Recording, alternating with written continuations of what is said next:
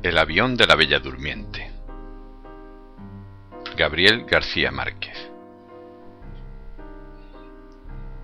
Era bella, elástica, con una piel tierna del color del pan y los ojos de almendras verdes, y tenía el cabello liso y negro y largo hasta la espalda, y una aura de antigüedad que lo mismo podía ser de Indonesia que de los Andes.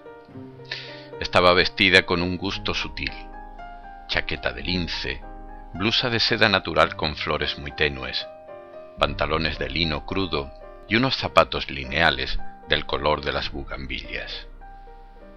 Esta es la mujer más bella que he visto en mi vida, pensé, cuando la vi pasar con sus sigilosos trancos de leona, mientras yo hacía la cola para abordar el avión de Nueva York en el aeropuerto Charles de Gaulle de París. Fue una aparición sobrenatural que existió solo un instante y desapareció en la muchedumbre del vestíbulo. Eran las 9 de la mañana. Estaba nevando desde la noche anterior y el tránsito era más denso que de costumbre en las calles de la ciudad, y más lento aún en la autopista, y había camiones de carga alineados a la orilla y automóviles humeantes en la nieve. En el vestíbulo del aeropuerto, en cambio, la vida seguía en primavera. Yo estaba en la fila del registro detrás de una anciana holandesa que demoró casi una hora discutiendo el peso de sus 11 maletas. Empezaba a aburrirme cuando vi la aparición instantánea que me dejó sin aliento, así que no supe cómo terminó el altercado hasta que la empleada me bajó de las nubes con un reproche por mi distracción. A modo de disculpa le pregunté si creía en los amores a primera vista. «Claro que sí», me dijo. «Los imposibles son los otros». Siguió con la vista fija en la pantalla de la computadora y me preguntó qué asiento prefería, fumar o no fumar. «Me da lo mismo», le dije con toda intención, «siempre que no sea al lado de las 11 maletas». Ella lo agradeció con una sonrisa comercial sin apartar la vista de la pantalla fosforescente. «Escoja un número», me dijo. «¿3, 4 o 7? «4». Su sonrisa tuvo un destello triunfal. «En 15 años que llevo aquí», dijo, «es el primero que no escoge el 7». Marcó en la tarjeta de embarque el número del asiento y me la entregó como el resto de mis papeles, mirándome por primera vez con unos ojos color de uva que me sirvieron de consuelo mientras volvía a verla bella.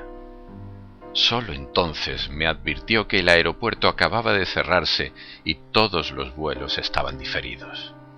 ¿Hasta cuándo? «Hasta que Dios quiera», dijo con su sonrisa. «La radio anunció esta mañana que será la nevada más grande del año». Se equivocó.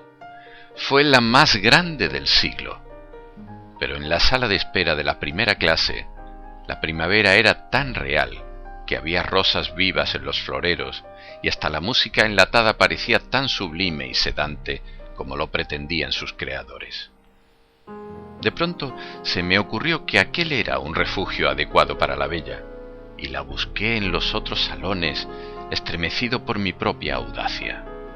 Pero la mayoría eran hombres de la vida real que leían periódicos en inglés, mientras sus mujeres pensaban en otros, contemplando los aviones muertos en la nieve a través de las vidrieras panorámicas, contemplando las fábricas glaciales, los vastos cementeros de Roissy devastados por los leones. Después del mediodía no había un espacio disponible y el calor se había vuelto tan insoportable que escapé para respirar. Afuera encontré un espectáculo sobrecogedor. Gentes de toda ley habían desbordado las salas de espera y estaban acampadas en los corredores sofocantes y aún en las escaleras, tendidas por los suelos con sus animales y sus niños y sus enseres de viaje. Pues también la comunicación con la ciudad estaba interrumpida, y el palacio de plástico transparente parecía una inmensa cápsula espacial varada en la tormenta. No pude evitar la idea de que también la bella debía estar en algún lugar en medio de aquellas hordas mansas, y esa fantasía me infundió nuevos ánimos para esperar. A la hora del almuerzo habíamos asumido nuestra conciencia de náufragos. Las colas se hicieron interminables frente a los 7 restaurantes, las cafeterías, los bares atestados, y en menos de 3 horas tuvieron que cerrarlos porque no había nada que comer ni beber. Los niños, que por un momento parecían ser todos los del mundo, se pusieron a llorar al mismo tiempo y empezó a levantarse de la muchedumbre un olor de rebaño. Era el tiempo de los instintos. Lo único que alcancé a comer en medio de la rebatiña fueron los 2 últimos vasos de helado de crema en una tienda infantil. Me los tomé poco a poco en el mostrador, mientras los camareros ponían las sillas sobre las mesas a medida que se desocupaban, y viéndome a mí mismo en el espejo del fondo, con el último vasito de cartón y la última cucharita de cartón, y pensando en la bella. El vuelo de Nueva York, previsto para las 11 de la mañana, salió a las 8 de la noche. Cuando por fin logré embarcar, los pasajeros de la primera clase estaban ya en su sitio y una azafata me condujo al mío. Me quedé sin aliento. En la poltrona vecina, junto a la ventanilla, la bella estaba tomando posesión de su espacio, con el dominio de los viajeros expertos. Si alguna vez escribiera esto, nadie me lo creería, pensé. Y apenas si intenté en mi media lengua un saludo indeciso que ella no percibió. Se instaló como para vivir muchos años, poniendo cada cosa en su sitio y en su orden, hasta que el lugar quedó tan bien dispuesto como la casa ideal, donde todo estaba al alcance de la mano. Mientras lo hacía, el sobrecargo nos llevó la champaña de bienvenida. Cogí una copa para ofrecérsela a ella, pero me arrepentí a tiempo, pues solo quiso un vaso de agua y le pidió al sobrecargo, primero en un francés inaccesible y luego en un inglés apenas más fácil, que no la despertara por ningún motivo durante el vuelo. Su voz grave y tibia arrastraba una tristeza oriental. Cuando le llevaron el agua, abrió sobre las rodillas un cofre de tocador con esquinas de cobre, como los baúles de las abuelas, y sacó 2 pastillas doradas de un estuche donde llevaba otras de colores diversos. Hacía todo de un modo metódico y parsimonioso, como si no hubiera nada que no estuviera previsto para ella desde su nacimiento. Por último bajó la cortina de la ventana, extendió la poltrona al máximo, se cubrió con la manta hasta la cintura sin quitarse los zapatos, se puso el antifaz de dormir, se acostó de medio lado en la poltrona, de espaldas a mí, y durmió sin una sola pausa, sin un suspiro, sin un cambio mínimo de posición durante las 8 horas eternas y los 12 minutos de sobra que duró el vuelo a Nueva York. Fue un viaje intenso. Siempre he creído que no hay nada más hermoso en la naturaleza que una mujer hermosa, de modo que me fue imposible escapar ni un instante al hechizo de aquella criatura de fábula que dormía a mi lado. El sobrecargo había desaparecido tan pronto como despegamos y fue reemplazado por una azafata cartesiana que trató de despertar a la bella para darle el estuche de tocador y los auriculares para la música. Le repetí la advertencia que ella le había hecho al sobrecargo, pero la azafata insistió para oír de ella misma que tampoco quería cenar. Tuvo que confirmárselo el sobrecargo, y aún así me reprendió porque la bella no se hubiera colgado en el cuello el cartoncito con la orden de no despertarla. Hice una cena solitaria, diciéndome en silencio todo lo que le hubiera dicho a ella si hubiera estado despierta. Su sueño era tan estable que en cierto momento tuve la inquietud de que las pastillas que se había tomado no fueran para dormir, sino para morir. Antes de cada trago levantaba la copa y brindaba. «A tu salud, bella». Terminada la cena apagaron las luces, dieron la película para nadie y los dos quedamos solos en la penumbra del mundo. La tormenta más grande del siglo había pasado y la noche del Atlántico era inmensa y límpida, y el avión parecía inmóvil entre las estrellas. Entonces la contemplé palmo a palmo durante varias horas, y la única señal de vida que pude percibir fueron las sombras de los sueños que pasaban por su frente como las nubes en el agua.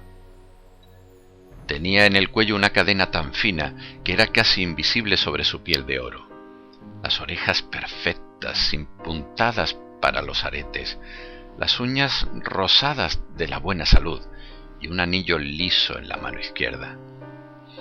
Como no parecía tener más de 20 años, me consolé con la idea de que no fuera un anillo de bodas, sino el de un noviazgo efímero. Saber que duermes tú cierta, segura, cauce fiel de abandono, línea pura, tan cerca de mis brazos maniatados, pensé, repitiendo en la cresta de espumas de champaña el soneto magistral de Gerardo Diego. Luego extendí la poltrona a la altura de la suya y quedamos acostados más cerca que en una cama matrimonial. El clima de su respiración era el mismo de la voz, y su piel exhalaba un hálito tenue que sólo podía ser el olor propio de su belleza. Me parecía increíble. En la primavera anterior había leído una hermosa novela de Yasunari Kawabata sobre los ancianos burgueses de Kioto que pagaban sumas enormes para pasar la noche contemplando a las muchachas más bellas de la ciudad, desnudas y narcotizadas, mientras ellos agonizaban de amor en la misma cama. No podían despertarlas ni tocarlas, y ni siquiera lo intentaban, porque la esencia del placer era verlas dormir. Aquella noche, velando el sueño de la bella, no sólo entendí aquel refinamiento senil, sino que lo viví a plenitud. ¿Quién iba a creerlo?, me dije, con el amor propio exacerbado por la champaña. Yo, anciano japonés a estas alturas. Creo que dormí varias horas, vencido por la champaña y los fogonazos mudos de la película, y desperté con la cabeza agrietada. Fui al baño. 2 lugares detrás del mío yacía la anciana de las 11 maletas despatarrada de mala manera en la poltrona. Parecía un muerto olvidado en el campo de batalla. En el suelo, a mitad del pasillo, estaban sus lentes de leer con el collar de cuentas de colores, y por un instante disfruté de la dicha mezquina de no recogerlos. Después de desahogarme de los excesos de champaña, me sorprendí a mí mismo en el espejo, indigno y feo, y me asombré de que fueran tan terribles los estragos del amor. De pronto el avión se fue a pique, se enderezó como pudo y prosiguió volando al galope. La orden de volver al asiento se encendió. Salí en estampida con la ilusión de que sólo las turbulencias de Dios despertaran a la bella y que tuviera que refugiarse en mis brazos huyendo del terror. En la prisa estuve a punto de pisar los lentes de la holandesa y me hubiera alegrado. Pero volví sobre mis pasos, los recogí y se los puse en el regazo, agradecido de pronto de que no hubiera escogido antes que yo el asiento número 4. El sueño de la bella era invencible. Cuando el avión se estabilizó, tuve que resistir la tentación de sacudirla con cualquier pretexto, porque lo único que deseaba en aquella última hora de vuelo era verla despierta, aunque fuera enfurecida, para que yo pudiera recobrar mi libertad y tal vez mi juventud. Pero no fui capaz.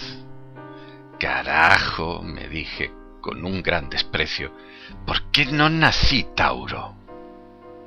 Despertó sin ayuda en el instante en que se encendieron los anuncios del aterrizaje y estaba tan bella y lozana como si hubiera dormido en un rosal. Solo entonces caí en la cuenta de que los vecinos de asiento en los aviones, igual que los matrimonios viejos, no se dan los buenos días al despertar. Tampoco ella.